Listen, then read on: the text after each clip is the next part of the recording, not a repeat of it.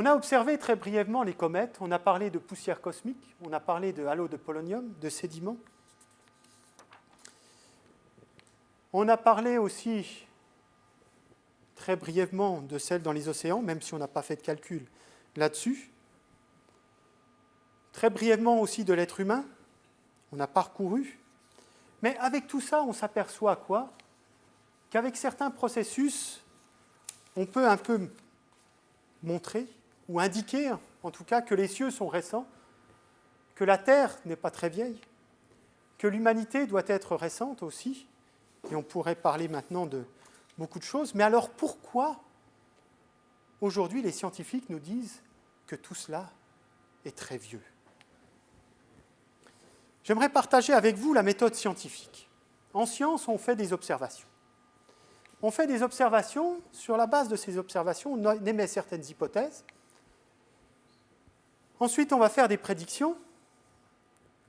Ces prédictions, on va chercher à les vérifier par l'expérience. Maintenant, si l'expérience se révèle juste, on va conclure que c'est vrai. Et donc, aujourd'hui, on pourrait faire des expériences ensemble. Alors, je ne sais pas si je peux en faire une. Oui, là, il y a une pièce de monnaie. On pourrait faire une expérience toute simple. Je ne l'ai pas faite chez moi avant de partir, donc j'espère qu'elle va quand même marcher ici. Je prends une pièce de monnaie entre les deux doigts, et vous observez bien, parce que vous êtes maintenant les scientifiques qui observez. Je prends une pièce de monnaie, je la lâche. Elle tombe. Nous avons fait une observation. Nous pouvons émettre une hypothèse maintenant. C'est quoi? Je répète une deuxième fois. Je prends une pièce de monnaie, je vais la lâcher. Elle va tomber. C'est ma prédiction, c'est votre prédiction en tout cas, non? Je prends une pièce de monnaie, je la lâche, elle tombe. Nous avons prédit quelque chose, nous l'avons vérifié expérimentalement. Nous pouvons tirer une théorie qui est bien plus qu'une théorie, puisque cela découle de la loi de la pesanteur, c'est que ma pièce de monnaie est attirée par la Terre.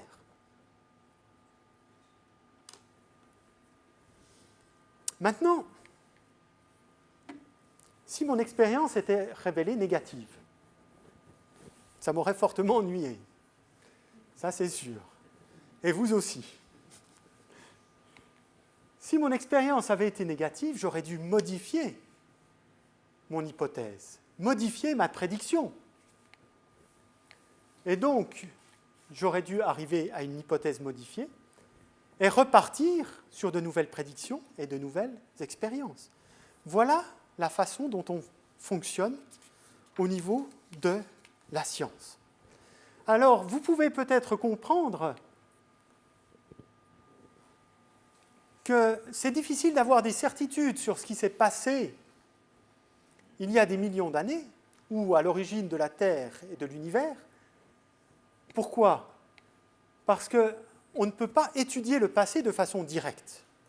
Je ne peux pas faire une expérience qui va me faire sortir l'univers à partir de rien aujourd'hui, puisque ça s'est passé avant. Je n'ai pas non plus, en tant que scientifique, de machine à remonter le temps. Je dois donc faire des hypothèses de base qui sont nécessaires.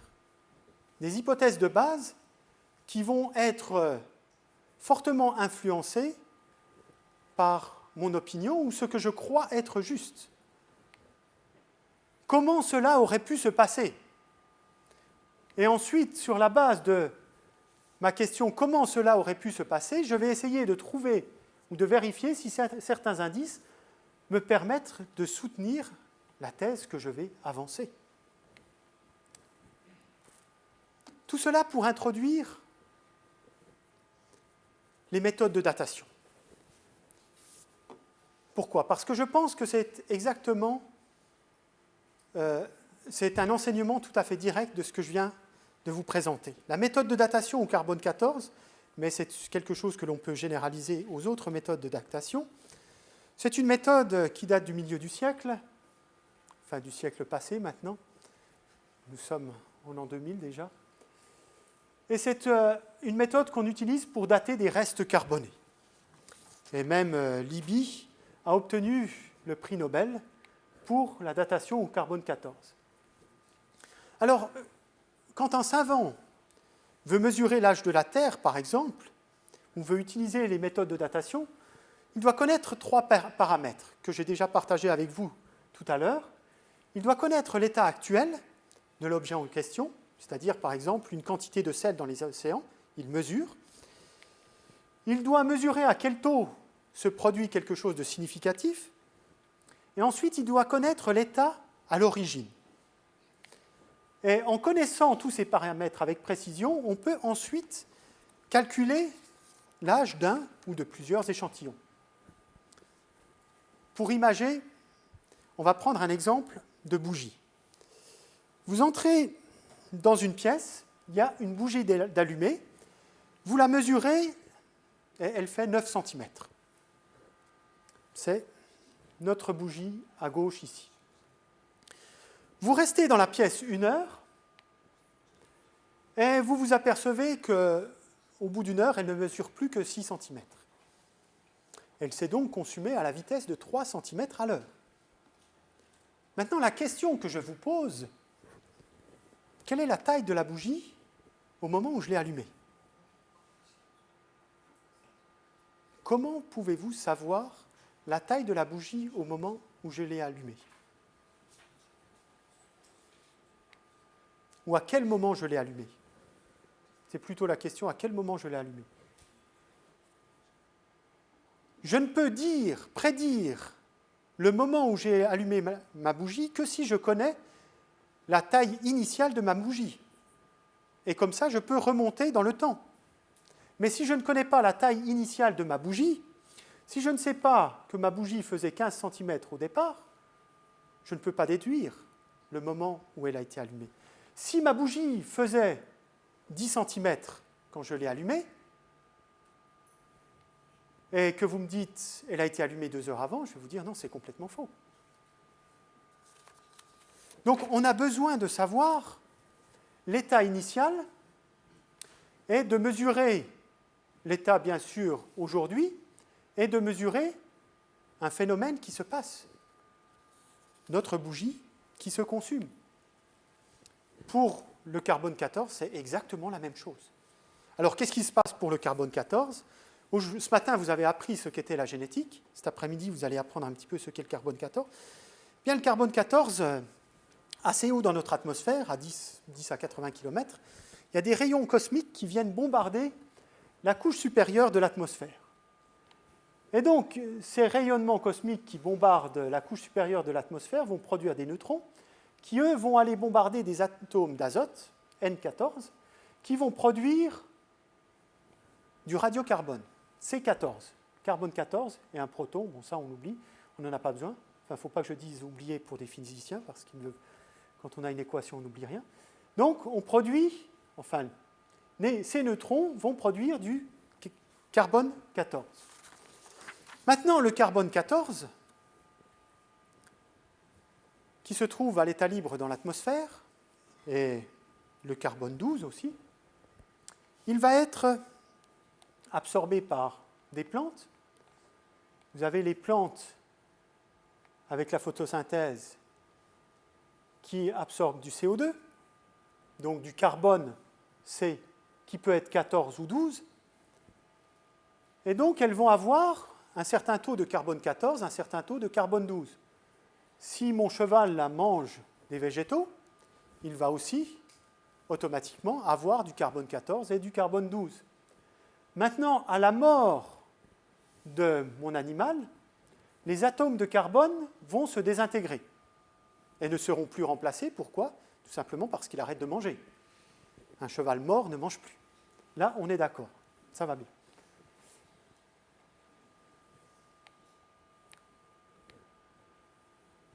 Maintenant, si je mesure... Non, ce n'est pas compliqué. Ça paraît très compliqué, ce schéma, c'est tout ça.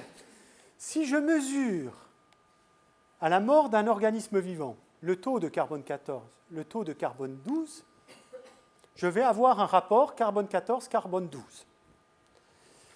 Si j'observe cet organisme au cours du temps, je vais voir que plus il vieillit, plus la quantité de carbone 14 va diminuer, et qu'au bout d'un moment, quand même il faut des milliers d'années, il y aura presque plus de carbone 14. Alors c'est comme ça que l'on cherche à dater les organismes vivants. C'est-à-dire qu'on mesure le taux de carbone 14 et le taux de carbone 12, on se dit, dans le temps, au moment où est mort mon individu, l'organisme vivant, le taux de carbone 14 et de carbone 12 devait être à peu près la même chose qu'aujourd'hui. La désintégration s'est toujours fait à peu près au même moment, et donc j'extrapole et j'essaye de calculer ainsi une valeur. Alors là, j'aimerais quand même vous citer quelque chose, un petit élément assez intéressant au niveau du récit biblique, parce que je trouve qu'il y a des points de détail, que Dieu nous donne des fois des détails qui sont amusants et qui peuvent, en tant que scientifiques, nous donner en tout cas des éléments de réponse.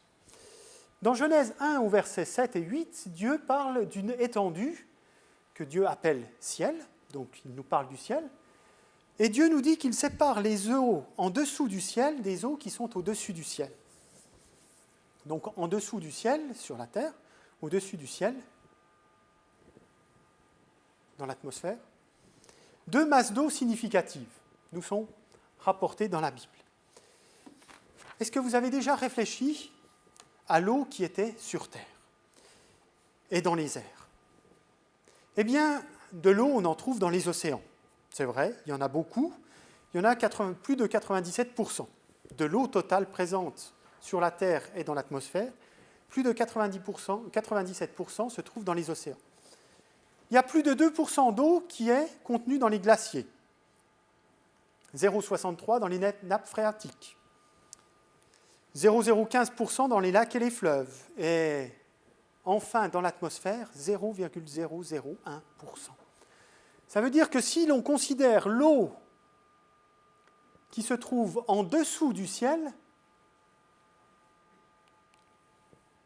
c'est pratiquement 100% aujourd'hui, par rapport à l'eau contenue dans l'atmosphère qui est tout à fait infime. Maintenant, Dieu nous parle d'une masse tout à fait considérable autour de la Terre. Alors, un modèle... Ah, j'ai des petits problèmes techniques là, c'est pas grave.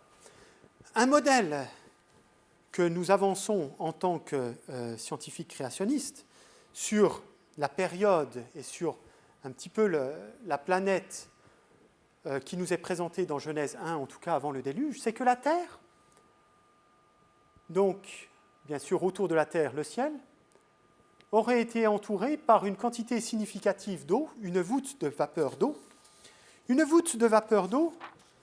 qui ensuite se serait affaissée au moment du déluge. Et c'est vrai, si vous faites pleuvoir sur la Terre la quantité d'eau qu'il y a actuellement dans l'atmosphère, vous n'allez pas avoir un déluge. Vous n'aurez pas beaucoup d'eau sur la Terre. Bien qu'à certains endroits, ça crée des inondations conséquentes, mais rien de cela pour former un déluge. Mais, il faut réfléchir un pas plus loin. S'il y a une voûte d'eau qui entoure la Terre, s'il y a comme une couverture autour de la Terre, on a parlé tout à l'heure de rayonnement cosmique. Des rayonnements cosmiques qui venaient, et ensuite, bombardement de nos atomes d'azote. S'il y a une couverture autour de la Terre, ça veut dire quoi? Eh bien, ça veut dire qu'il y a une protection. Donc, il y a moins de rayonnement cosmique, moins d'atomes d'azote bombardés, moins de production de carbone 14. Donc, l'atmosphère avant le déluge devrait contenir moins de carbone 14, ce qui laisse supposer que tout ce qu'on chercherait à dater avant le déluge apparaîtrait beaucoup plus vieux que ce qu'il n'est vraiment. Alors ça, c'est un modèle avancé par les scientifiques créationnistes qui pensent que Dieu a créé comme ça nous est donné dans la Genèse et qui trouvent des indices qui permettent de vérifier cette hypothèse. Maintenant, on peut aller encore un pas plus loin. Plutôt, je vais revenir encore vous dire une chose à propos du carbone 14. Il y a des études qui ont été faites. On a cherché, par exemple, à dater des escargots avec leurs coquilles. Donc, on les a pris vivants. et on les a datés en laboratoire, pas moi, mais d'autres. Et ça nous a été rapporté dans des journaux prestigieux au niveau scientifique tels que Science, où l'escargot, on lui donnait un âge de quelques 20 000 ans. Donc il faut savoir, et les scientifiques, les physiciens, les scientifiques qui utilisent aussi cette méthode de datation au carbone 14, savent très bien qu'il y a des limites, que la datation au carbone 14 et autres méthodes de datation ne sont pas des méthodes de datation absolues. Par exemple, je pourrais vous donner, vous citer l'expérience que notre collègue Steve Austin a fait après l'éruption du mont Sainte-Hélène. Il a été prélevé des laves là-bas, l'a envoyé à des laboratoires pour les faire dater. Et ces laboratoires n'ont pas trouvé des âges en années, mais en millions d'années par la méthode au potassium-argon. Alors ensuite, ils ont travaillé sur la question, mais pourquoi trouve-t-on des millions d'années au lieu de trouver quelques années? Bien, tout simplement parce qu'il y a de la contamination, il y a des choses qui se passent lors de la fusion qui font que les méthodes de datation ne sont pas exactes. On ne peut pas extrapoler de cette façon-là. Revenons au carbone 14. Avec le carbone 14, on peut quand même faire une chose intéressante, c'est qu'on peut voir, à un moment donné, même si la date n'est pas tout à fait exacte, on peut voir à un moment donné la quantité d'organismes vivants qui sont morts à une époque donnée, c'est-à-dire la quantité d'organismes vivants qui auraient à peu près le même âge. Et on peut faire une courbe comme ça qui remonte dans le passé, et on s'aperçoit à un moment donné qu'il y a un pic tout à fait considérable. À un moment donné, beaucoup d'organismes vivants sont morts, suivi d'un creux considérable, d'une période où il y en a peu qui sont morts. Comme une catastrophe très importante qui se serait abattue sur notre Terre. Alors pour ceux qui ont lu les premiers chapitres de la Genèse, Genèse 6, Genèse 7, nous pouvons placer cette période-là au moment du déluge.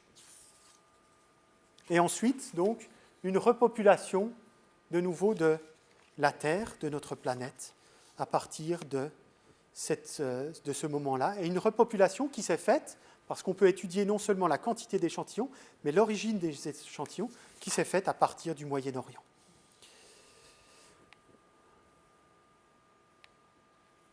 Alors vous voyez que certaines personnes prennent comme hypothèse de base ce qu'ils croient être juste, l'évolution, vont aller observer certaines choses et vont tirer des interprétations. Eh bien, nous sommes partis du récit biblique, nous avons fait des observations et nous en tirons également des interprétations.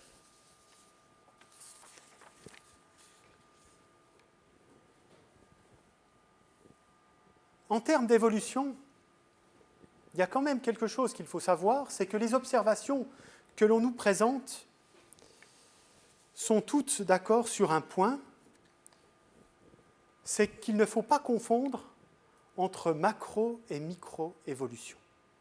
Quand vous entendez parler d'évolution autour de vous, souvent, sans vous le dire, on vous parle de macro-évolution, c'est-à-dire que tout est venu à partir d'un organisme simple à l'origine et se serait développé vers une forme plus complexe pour donner toutes les espèces vivantes aujourd'hui, tous les organismes vivants aujourd'hui. Ils étaient leur fondement sur des observations aujourd'hui qui sont des observations de micro-évolution. On observe des petits changements aujourd'hui, par exemple, les différentes races de chiens, les différentes races bovines, etc., etc. Nous pouvons observer des petits changements, mais nous n'observons pas des passages, des grands ponts.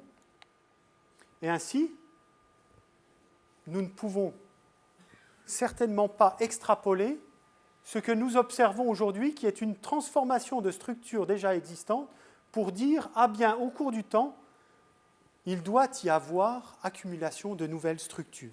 Et on pourrait en parler longtemps, mais juste pour imager mon propos, cette extrapolation, c'est comme si je prenais la courbe de croissance d'un enfant. De 0 à 15 ans, alors prenons sa courbe de croissance, voilà, on a la taille à la naissance, alors c'était un beau bébé, il faisait 50 cm, pour simplifier les choses. À 9 ans, il mesurait à peu près 1,20 m, un petit peu plus peut-être. À 15 ans, à 15 ans, c'était un beau jeune homme, il faisait 1,80 m, il jouait au basket. J'ai pris l'exemple d'un basketteur américain. D'accord ? Donc 1,80 m à 15 ans. Maintenant, je vous pose la question, quelle est sa taille à 30 ans ? Vous voyez tout le problème ? Je vais vous dire, c'est extrêmement facile. Sa taille à 30 ans, 180 cm à 15 ans, 50 cm à la naissance, ça me donne une croissance de 130 cm en 15 ans. Entre 0 et 15, il y a 15 ans. D'accord ? Entre 15 et 30, il y a de nouveau 15 ans. Donc, il va mesurer 3,10 m à 30 ans. J'ai extrapolé. Ai-je le droit de faire ça ? Non.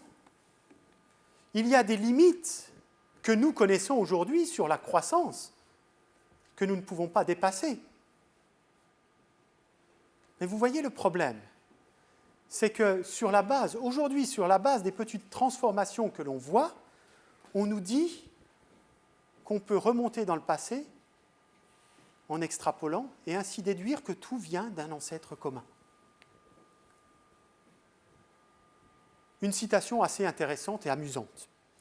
Dans un livre traitant de l'évolution du parasitisme, un livre évolutionniste, de 1989, à la page 156, vous avez la phrase suivante. « La sélection naturelle ne peut agir que sur les propriétés biologiques déjà existantes. Elle ne peut pas créer de propriétés afin de répondre à des besoins d'adaptation. » C'est bizarre, c'est exactement le contraire de ce que je trouve dans certains manuels scolaires de mes enfants. Elle ne peut pas créer de nouvelles propriétés. Mais alors, l'homme de Néandertal, l'homme de Cro-Magnon, etc., etc., comment expliquer ça? Ou replacer ça par rapport à la Bible? Oh, vous savez, relativisons tout ça. Pourquoi? Parce que, par exemple, Néandertal est un très bon exemple. En moins de 100 ans, Néandertal a beaucoup évolué. Vous avez ici la représentation de Néandertal en 1909. Superbe singe, donné comme ancêtre de l'homme et du singe. 1920, il a varié quelque peu.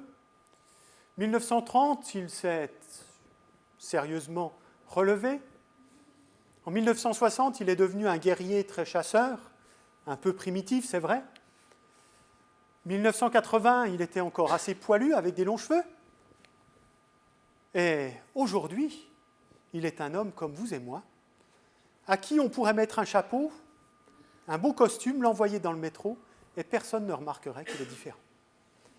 Vous voyez combien, au cours d'un petit siècle, la connaissance scientifique a grandi, et combien ce que l'on nous présentait être vrai il y a 100 ans a été modifié, a été changé, a été même nié de certains temps, pour arriver finalement à une compréhension bien différente. Un autre exemple, un exemple que j'ai trouvé dans National Geographic de cette année, je crois que c'est celui du mois de mars, mars 2000, mars 2000, oui. Vous avez les restes d'un des premiers hominidés, un ancêtre de l'homme. Vous avez 7 fragments d'os.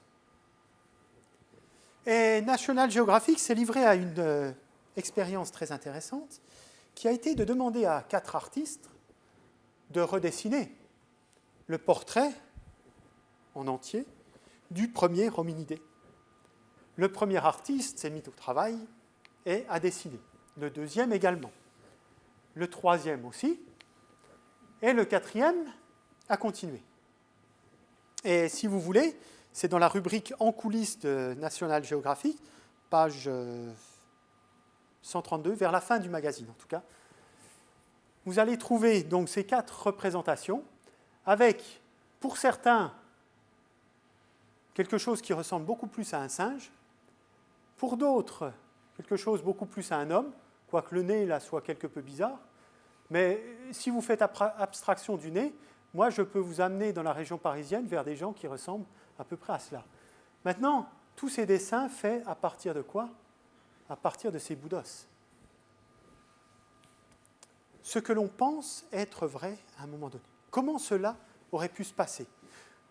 Comment ces bouts d'os auraient pu être ensemble il y a des millions d'années? Et on vous fait des beaux dessins qui vont être modifiés au cours du temps. Et on vous présente cela comme vérité scientifique aujourd'hui. Alors, si je peux vous dire quelque chose en conclusion, c'est vraiment attention. Comme déjà dit, la connaissance scientifique d'aujourd'hui va évoluer. La science va évoluer, la science va bouger. La science va acquérir de nouvelles connaissances et va ainsi proposer des modèles différents dans l'avenir que celui qu'elle propose aujourd'hui. Par contre, la Bible, elle, ne varie pas. La Bible reste telle qu'elle est. Dieu dit, et il y eut, restera une phrase pour toujours. Au commencement, Dieu créa, restera également une phrase, comme toujours. Et donc, évolution ou création, j'aimerais vous dire aussi que c'est une affaire de lunettes, une question de foi.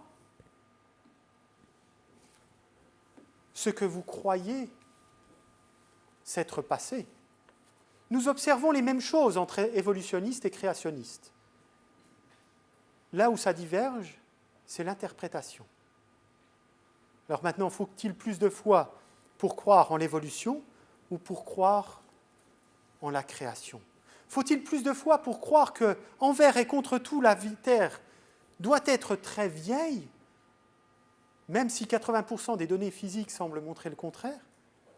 Allons-nous nous accrocher aux 10% ou allons-nous simplement dire, voilà, nous pouvons prendre le modèle biblique comme base de départ et baser notre compréhension du monde d'aujourd'hui sur ce modèle biblique. Dans le psaume 19, il est dit « Les cieux racontent la gloire de Dieu, l'étendue manifeste l'œuvre de ses mains ». Et ensuite, le psaume 148, il nous est dit que Dieu a commandé, les cieux ont été créés, Dieu les a affermis pour toujours, à perpétuité, il a donné des lois, il ne les violera pas. Et il nous raconte finalement, comme tout a été créé, et comme tout est appelé à louer l'Éternel, à proclamer son nom, à montrer finalement que son nom seul, le nom de Dieu seul est élevé, et que sa majesté est au-dessus de la terre et des cieux. Et c'est là où finalement réside le problème, le cœur du problème. C'est qu'un scientifique n'accepte pas Dieu, sauf certains, mais un scientifique qui pensera matérialiste, qui pensera expliquer le monde par ce qu'il voit, parce que ce qu'il peut toucher, ne voudra pas émettre comme hypothèse de départ Dieu. Et d'autres personnes aussi. Pourquoi? Parce que si Dieu n'existe pas, ils n'ont de compte à rendre à personne. Par contre, si Dieu existe, ça peut nous déranger fortement. Et je pense que le grand débat que nous avons actuellement, ça nous semble être un débat de scientifiques. Non, c'est plus profond que ça. Certaines personnes cherchent à enlever l'image de Dieu. La science moderne, nous dit l'adage de Sioran, cherche à se passer de Dieu, à rendre Dieu quasi inutile. C'est ce qu'on aimerait démontrer, ou ce que certains scientifiques aimeraient démontrer, mais ils n'y arriveront pas. Les cieux proclament la gloire du Créateur. Et si nous regardons dans la nature, nous pouvons voir comment Dieu est grand, puissant, et combien il nous a laissé des indices qui nous permettent de voir que finalement, si on cherche à répondre à l'âge biblique de la Terre, même si je ne peux pas dire ça a été fait le 2 décembre de telle année, je peux voir quand même que face à tous ces milliards d'années, il y a une réponse qui semble beaucoup plus plausible dans la Bible. Merci de votre attention.